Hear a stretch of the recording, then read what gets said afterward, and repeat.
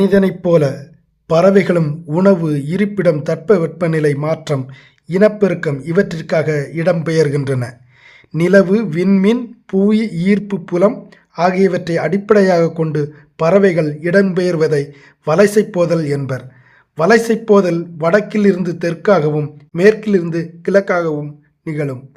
தலையில் சிறகு வளர்தல், இறகுகளின் நிறம் மாறுதல், உடலின் கற்றையாக முடி வளர்தல் ஆகியவை வலசைப்போதலின் போது பறவையின் உடலில் நிகழும் மாற்றங்கள்.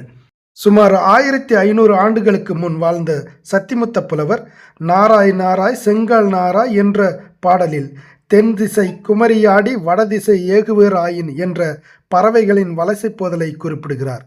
சிறகடிக்காமல் கடலையும் தாண்டி பறக்கும் பறவை கப்பல் பறவை எனப்படுகிறது.